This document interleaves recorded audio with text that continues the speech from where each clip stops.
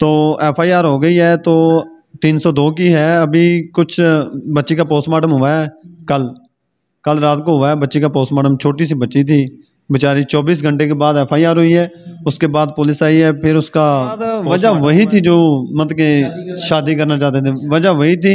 लेकिन वो ये चाहते थे कि इसके वालिदैन जो ना इसको यहाँ से ले जाएं, लेकिन बाजी वो अपना घर बसाना चाहती थी।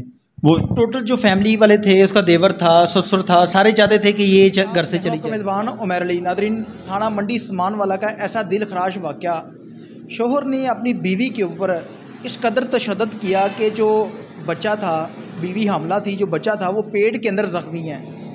मेरे साथ सज्जाद भाई मौजूद है। मज़ीद हम जो कहानी है इनसे जानेंगे कि तशद्दुद की वजह क्या थी, किन किन लोगों ने तो इनकी सिस्टर के ऊपर तशद्दुद किया है, पुलिस इस मामले में इनके साथ क्या ताउन कर रही है। अस्सलाम वालेकुम। वालेकुम सलाम। सज्जाद भाई, मुझे ये बताइएगा कि शादी को कितनी देर हो गई थी? शादी को तकरीबन 8 माह हो चुके हैं जी। आप लोगों ने जो शादी की थी, रिश्तेदार थे या नोक थे? नहीं, वो नोक थे जी। शादी के बाद किस दिन से लड़ाई झगड़े शुरू हुए? ज़ाहिर सी बात है 8 में शादी को हो गए थे, तो लड़ाई झगड़े कब से शुरू थे? ये शादी के तकरीबन 2-3 माह बाद उन्होंने रजामंदी के साथ सिस्टर को घर छोड़ा है, और घर छोड़ने के बाद फिर वो लेने नहीं आए, और वजह भी कोई नहीं थी, तो वो खुद ही घर छोड़ कर गए थे भी। तो ये बताइएगा कि आपकी सिस्टर की जो शादी हुई है, कितनी देर होगी शादी को? शादी को तकरीबन 8 माह हो चुके हैं। 8 माह। जी। रिश्तेदारों में शादी की थी या नोक थे? नोक थे। बिल्कुल। शादी जब हुई है, लड़ाई झगड़े तो अब शुरू हुए हैं ना, या उससे पहले हो गए थे? नहीं, शादी के बाद ये मामला शुरू हुए हैं। कि शादी की कितनी देर बाद लड़ाई झगड़े शुरू हुए? तकरीबन लड़ाई तो तकरीबन ये अभी स्टार्ट हुई है। शादी के 3 माह के बाद वो सिस्टर को घर छोड़ने आए थे, रजामंदी के साथ वो खुद छोड़ने आए थे। तो उन्होंने कहा कि 2-4 दिन वो अपने वालिदैन के पास रहेगी। तो मतलब कि सिस्टर ने कहा था कि मैंने मिलने जाना है, उनको छोड़कर गए हैं, तो वापसी फिर लेने नहीं आए। कौन छोड़ के गया था? उसका देवर छोड़ कर गया था, मतलब कि उसका जो बाजी का खामद है, उसका छोटा भाई छोड़ कर गया था। तो फिर उसने हमारे साथ कांटेक्ट में रहा है कि हम आ रहे हैं 2-4 दिन तक, जो ना हम लेकर जाएंगे। तो बाजी ने फिर कहा कि मतलब कि वो मुझे रजामंदी के साथ छोड़कर गए हैं, तो फिर मैं भी चली जाती हूँ, कोई लड़ाई झगड़ा तो कोई है ही नहीं। वो जब घर गई है, तो घर जाने के बाद उन्होंने उसके साथ लड़ाई झगड़ा शुरू कर दी है, बगैर किसी वजह के। कोई बात नहीं हुई, वैसे लड़ाई झगड़ा शुरू कर? वैसे शुरू कर दी है। असल में उनका मुतालबा कुछ और ही था। आपस में उन्होंने कोई सलाह मशवरा किया था कि हम, एक उसकी आंटी की बेटी है, कि चलो जी हम उसके साथ शादी भाई की करवा देंगे। तो मतलब कि उन्होंने कोई रिश्तेदारी वाली बात ही नहीं समझी। मुसलमान है, लेकिन उनमें मुसलमानों का कोई साहस ही न था। जो उसकी आंटी की बेटी थी, वो जो आपका बहनोई शादी वो करना चाहता था, या उनके घर वाले करवाना चाहते थे? नहीं, वो जो हमारा बनवाई था ना, वो शादी मतलब कि उसके घर वाले उसके साथ करवाना चाहते थे। मतलब कि उसका खामद फौत हो चुका था, तो वो उसकी आंटी की बेटी थी। तो उन्होंने कहा कि चलो ये बेवा है, तो इसके साथ इसकी शादी करवा देते हैं और इसको तलाक दे देते हैं। मेरी शादी की थी आपकी सिस्टर के साथ, वो पूरी फैमिली की रजामंदगी से थी? जी बिल्कुल, पूरी फैमिली की रजामंदगी से बाकायदा बारात आई है। पूरा जो शादी का सिस्टम होता है वो सारा किया था। कोई मसला मसाइल नहीं था, कोई कुछ भी नहीं था। तो उसके बाद उन्होंने ये जो मामला शुरू कर दिए। तो जब हम बाजी को छोड़ कर आए हैं घर में, तो उधर उन्होंने एक दिन के बाद, दूसरे दिन बाद उन्होंने तशद्दुद किया था। काफ़ी ज़्यादा बाजी को ना मारा था, सब घर वालों ने मिलकर। तो फिर बाजी ने 15 पे कॉल भी की थी। पुलिस बाकायदा मौके पर गई थी, और पुलिस वालों ने कहा भी था कि अगर इसके साथ दोबारा ज़्यादती की या तशद्दुद किया तो हम आपके खिलाफ़ कार्रवाई करेंगे। उसके शौहर को बोला था? जी, उसका शौहर तो भाग गया था पहले ही, पुलिस के आने से पहले ही। उसके देवर को बोला था? वो भी नहीं था। उसके घर में जो उसका ससुर था और उसकी सास थी, उसकी जो शौहर है बाजी का, उसकी बहन थी। उनको कहा था कि अगर ऐसा दोबारा हुआ तो आपके साथ अच्छा नहीं होगा, FIR हो जाएगी आप लोगों के खिलाफ, उनके खिलाफ कार्रवाई होगी। तो उसके बाद फिर उन्होंने 10 दिन के बाद, जो डेली झगड़ा तो उनका डेली चलता था, वो आपस में कोई बातचीत करते थे। उसका देवर आता था बाजी का, रात को आता था, मशवरा वगैरह देता था, सुबह लड़ाई झगड़ा शुरू कर देते थे। नहीं, जब पहले आपकी सिस्टर के ऊपर तशद्दुद हुआ है, आपकी सिस्टर ने बताया था आप लोगों को? हाँ, उसने हमें बताया था। तो हम तशद्दुद जब हुआ था, तो हम उस वक्त मौके पे हम भी गए थे। पुलिस भी आई थी उस दिन, हम भी गए थे। लेकिन पूरे गांव वालों की पंचायत जुड़कर आई थी, लोग जो मोतबार लोग थे उस गांव के, वो सभी आए थे। तो उन्होंने उनको समझाया कि यार वो अगर घर बसाना चाहती है तो आप इस तरह ना इतनी ज़्यादती ना करें, बिला वजह ही आप उसको इतनी तकलीफ़ देते हैं। कोई भी बात नहीं है, पूरे गांव वालों ने उनकी मिन्नत भी की है कि भाई ऐसा ना करो कि लड़की की अगर कोई वजह हो तो लोग कुछ कहें, वजह भी कोई नहीं है, बिला वजह कि आप उसको तंग कर रहे हैं। तो उसके बाद उन्होंने कहा ठीक है, गांव वालों ने मिलकर जो है ना फैसला किया, लेकिन हम अपने घर से उसको खाने पीने का सामान भी देकर आए हैं बाजी को, ताकि इनसे मांगना ना पड़े। लेकिन गांव वालों ने कहा था कि ये अपने उधर मतलब के वालिदैन से ना लेकर आए, हम इधर से खुद देंगे। तो लेकिन एक दिन दिया, उसके बाद फिर वही काम शुरू। नहीं, जो आपका बहनोई है वो काम क्या करते हैं? जिम्मेदारा करते हैं। जिम्मेदार करने के बाद भी घर में जो अखराजात थे या जो खाने पीने की चीज़ें थी वो नहीं देता था लाके? जी, वो नहीं देते थे। आप लोग लेके जाते थे, अपनी सिस्टर को दे के आते थे? बिल्कुल, हम अपने घर से सभी सामान जो भी ज़रूरत का था वो अपने घर से हम देकर आते थे। पहली दफ़ा जब तशद्दुद हुआ है, पुलिस ने आप लोगों की यानी कि जो मोहल्ले के लोग थे, अहले इलाका थे, उन्होंने सुलह करवा दी कि दोबारा इस तरह के मामला आप नहीं करेंगे, लड़ाई झगड़ा नहीं करेंगे। उसके बाद दोबारा फिर तशद्दुद किस वजह से किया उसने? उसके बाद वजह वही थी जो मतलब कि शादी करना चाहते थे, वजह वही थी। लेकिन वो ये चाहते थे कि इसके वालिदैन जो है ना इसको यहाँ से ले जाएं, लेकिन बाजी वो अपना घर बसाना चाहती थी।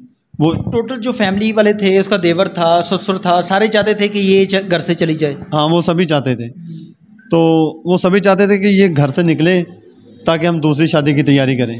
तो जब ये मामलात हुए हैं तो हमने बाजी से रब्ता भी किया था। अब्बू ने कहा था कि मैं अपनी बेटी को घर ले आऊँगा, क्योंकि उसका जो रिज़्क इधर लिखा हुआ है तो हम इसको अपने घर में खिला सकते हैं। लेकिन वो बाजी ने कहा था कि नहीं, ये आज नहीं तो कल ठीक हो ही जाएंगे। लेकिन वो ऐसा उन्होंने नहीं किया। 10 दिन के बाद फिर उसके घर वालों ने मिलकर ना काफ़ी ज़्यादा फिर तशद्दुद किया। उसके सास और ससुर ने बाजी को बालों से पकड़ा और खींचकर घर से बाहर निकालने की कोशिश की, लेकिन बाजी घर में रही। तो जब उन्होंने देखा कि ये नहीं जा रही, फिर उसकी जो ननान है और उसके खामद ने उससे बहुत बहुत बुरी तरह से मारा। जैसे भी उनका बस चला उन्होंने वैसे ही मारा है। तो फिर 15 पे बाजी बेहोश हो गई। होश आने के बाद उसने 15 पे कॉल की, पुलिस आई मौके पे, हमें भी कॉल की, लेकिन हम बाद में गए थे। उधर जाकर फिर हमने 1122 वालों को कॉल की। वो फिर उधर से इधर कसूर हॉस्पिटल DHQ हॉस्पिटल में लेकर आए। तो इधर आने के बाद जो पेट में बच्ची थी, आते ही तकरीबन उसकी नॉर्मल डिलीवरी हुई है। और बच्ची की हालत इतनी ख़राब थी कि बच्ची ऐसे लगता था कि बच्ची को बाहर जो है ना बाहर निकाल कर मारा गया हो। यानी कि जन्म देने के बाद इसके ऊपर तशद्दुद किया गया। हाँ, ऐसे लगता था कि जैसे उसके जन्म देने के बाद तशद्दुद किया गया है। उसकी हालत बच्ची की पेट से आने के बाद ऐसी थी, और उसके पाँव पे भी ज़ख्म थे और बच्ची को सर पे भी चोट लगी थी। उसकी हालत इतनी ख़राब थी कि तकरीबन 1 घंटे के बाद उसकी भी डेथ हो गई। बच्ची की डेथ हुई और डॉक्टरों ने कहा था कि इसकी डेथ मारने की वजह से हुई है। बाकायदा मेडिकल रिपोर्ट वगैरह सब है। मेडिकल डिक्लेयर किया गया डॉक्टरों की तरफ से, उसके अंदर ये चीज़ शामिल की गई है कि बच्ची के ऊपर तशद्दुद हुआ है इसलिए उसकी डेथ हुई है। जी बिल्कुल, ये उसमें सब चीज़ें मेंशन की गई हैं और बाकायदा वो मेडिकल रिपोर्ट जो है वो FIR के साथ दर्ज की है। इतने जानवर बन गए थे कि एक बाप अपनी उसकी जो बीवी है उसके ऊपर तशद्दुद करता है, उसकी बेटी की डेथ हो जाती है। तो क्या कौन सी ऐसी कोई नौबत आ गई थी, कौन सी कोई ऐसी लड़ाई हो गई थी कि वो लड़ाई इस हद तक पहुंच गई, उन्होंने इतना ज़्यादा तशद्दुद कर दिया? बस वो पता नहीं इतने जालिम लोग क्यों बन जाते हैं, कुछ समझ नहीं आती। हमने बहुत दफ़ा उनको समझाया था, अगर कोई बात आया तो हमें बताएं कि भी ये वजह है, इस वजह से हम इसको रखना नहीं चाहते। आखिर कोई ना कोई वजह हो तो फिर बंदा कहे। वजह असल में उनकी तो यही थी कि ये घर से चली जाए ताकि हम उसकी पहले भी एक शादी हुई है। वो जब आपकी सिस्टर की शादी हुई उससे पहले उस बंदे की एक शादी थी, ऑलरेडी हो चुकी थी? बिल्कुल, उससे पहले ऑलरेडी एक शादी हुई है। उसको भी ऐसे ही उन्होंने घर से तशद्दुद करके घर से निकाला है। जब आप लोगों ने शादी की है, ज़ाहिर सी बात है फैमिली की रजामंदगी शामिल थी उसमें, उन लोगों का तब रवैया किस तरह का था? उस वक्त रवैया ऐसे था कि जैसे वो हमारे ही हैं, यानी कि फैमिली मेम्बर ही हों जिस तरह। बिल्कुल ऐसे है जैसे कि कोई भी पराया लगता ही नहीं है। शादी के फ़ौरन बाद उनका रवैया तब्दील हो गया। पता नहीं ऐसा क्या वो चाहते हैं कि शादी कर लें, 2-4 महीने लड़की को रखें, बाद में उसके फारग करके इस्तेमाल करने के बाद उसकी ज़िंदगी तबाह करने के बाद उसको फारग कर दिया। हाँ, उसको फारग कर दें, अगली शादी कर दें। तो वो जो लड़ाई झगड़ा था वो कितने माह बाद स्टार्ट हुआ था? यानी कि ज़ाहिर सी बात है आपकी सिस्टर थी, उसने घर में भी आके बताया होगा, कितने माह सही शादी रही है उसके बाद लड़ाई झगड़ा शुरू हुआ है? जितने मतलब कि शादी होने के बाद 3-4 माह उधर रही है, ठीक ही रही है। तो जब इधर उसको छोड़कर गए हैं, छोड़ने के बाद भी उन्होंने बस फ़ोन पे ही बातें की हैं कि भी हम पहले उसके देवर का कांटेक्ट में था कि हम 2-4 दिन में आ रहे हैं इसको लेने के लिए, ताकि तैयार रहें, हमने लेकर जाना है। तो बस उसके बाद पता नहीं अचानक से उन्होंने पता नहीं 1 माह के अंदर, अभी जो ये महीना गुजरा है समझ लें कि जनवरी में, इस महीने में पता नहीं उनके ज़हन में कौन सी बातें आई हैं, क्या किया है, उनका प्रोग्राम क्या था। असल मामला तो उसका तीसरी शादी करने का था। नहीं, जो पहले शादी हुई थी आपकी सिस्टर से, शादी तो दूसरी थी, पहली शादी का आप लोगों को इल्म था कि ये बंदा पहले से शादीशुदा है? जी, हमें इल्म था, उस शादी का हमें इल्म था।